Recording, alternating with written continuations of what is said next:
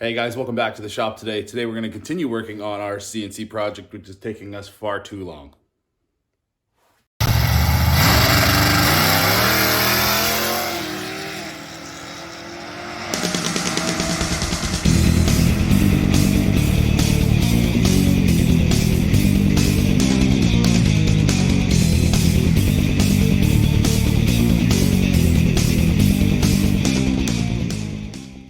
It's actually been an eventful weekend for me.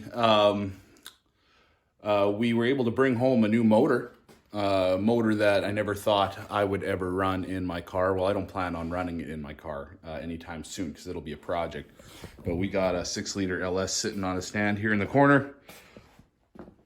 And we'll talk more about that later. But brought that home. A buddy of mine was kind enough to send me some nice lengths of 2x3 8th wall tubing. I think I already have a plan for that. If anything, I know I'll use it. If I look tired, it's because it's far too early for anybody to be up on a Saturday. Don't know why, couldn't sleep.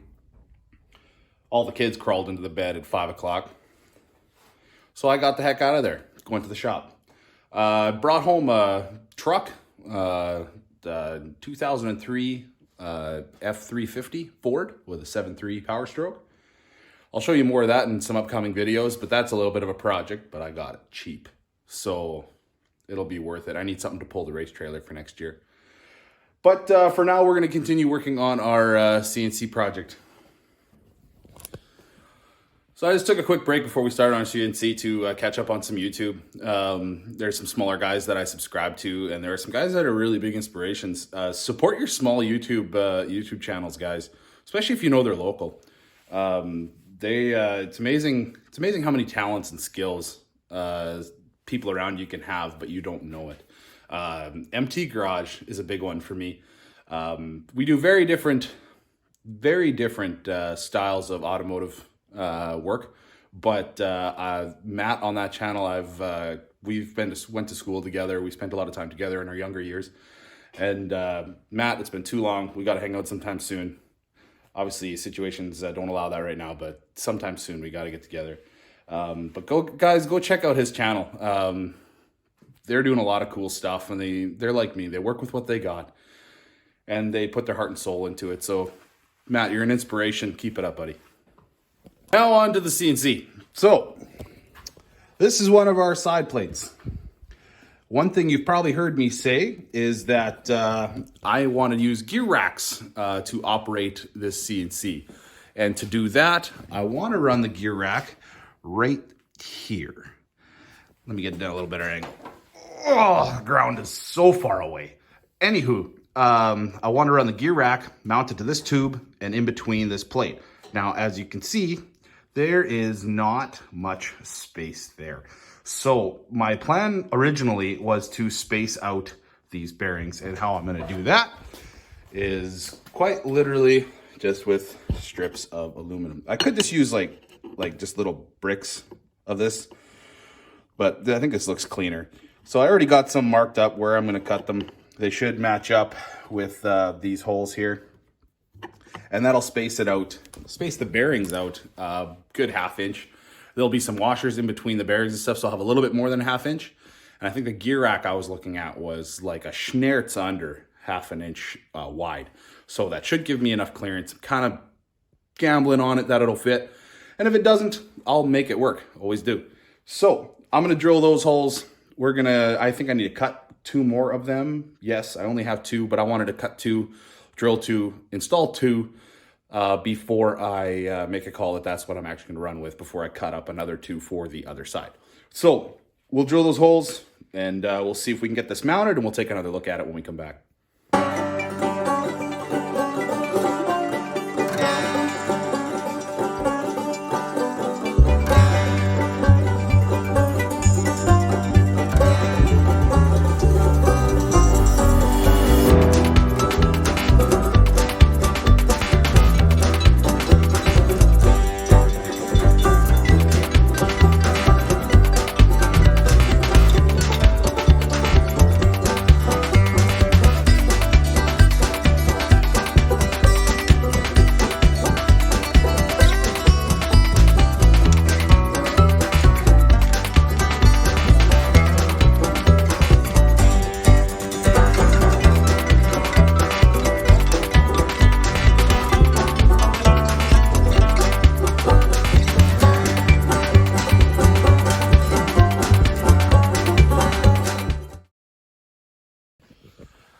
Okay, so we got those spacers drilled up, and I got one on the machine here.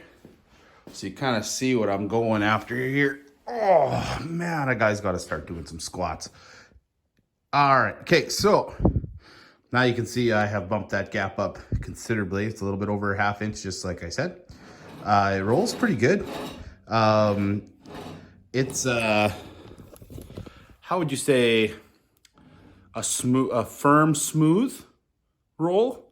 It's a little snug, but it's even across the board. It doesn't seem like there's any like high or low spots in the angle iron. So I think it'll work pretty good. But yeah, like it's not like it would roll across the table on its own if I pushed it, but it's definitely smooth enough that I don't think a stepper motor will have a problem moving it. And as far as deflection this way, all I really get is deflection from here to here in this aluminum plate. Everything else seems to be fairly rigid, and that'll go away once I get this guy. Let me just set this up here. Once that guy is on top, and by on top I mean it's going to be bolted to the sides, the insides of each of these plates, with a, I don't know, some sort of flange there. But once that piece is on, that should keep the rocking back and forth fairly, it'll keep it fairly firm. And we'll find out as we go if we need to brace that or if we need to make some changes.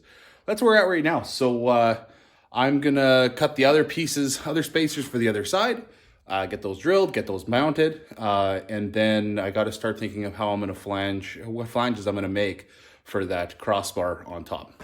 So let's see how far we can get. Okay, so I got the other side drilled and done. They are now sitting pretty. They're both working very well.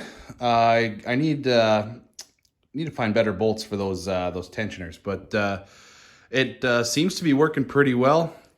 I have that cross piece sitting up there again. And like I said before, we got a nice gap for our rack and pinion setup that we'll be running.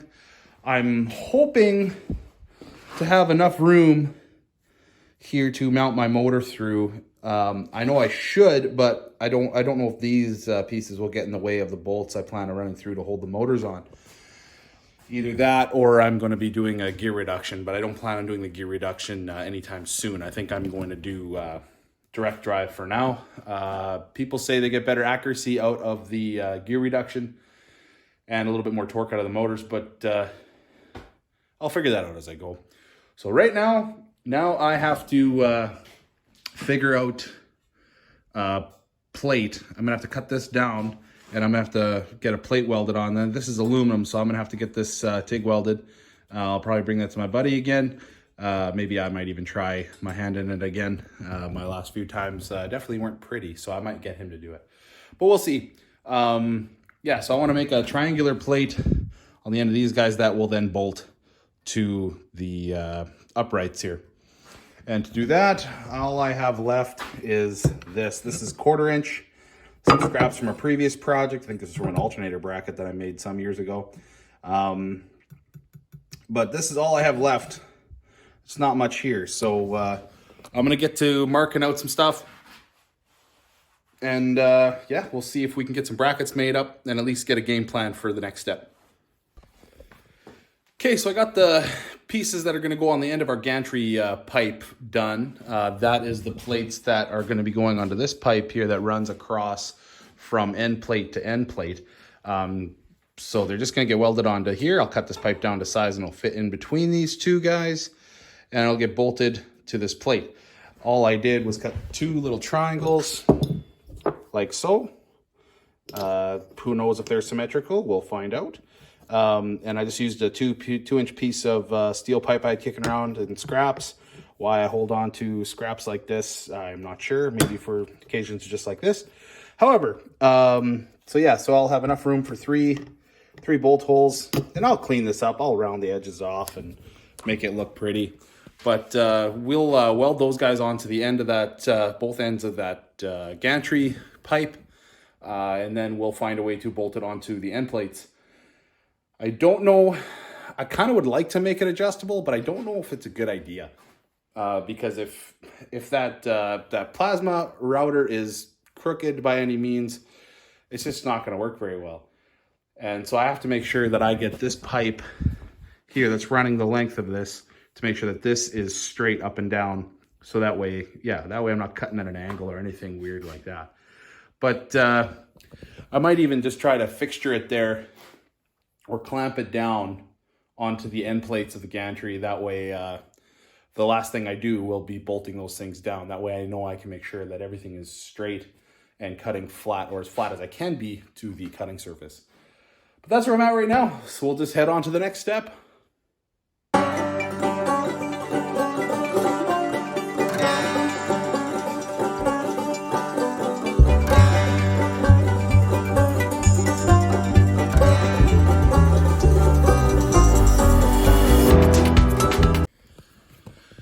My buddy Jake was able to weld up those end plates for me, and this is kind of what we came up with. Now it's just clamped into place, but he killed it as always.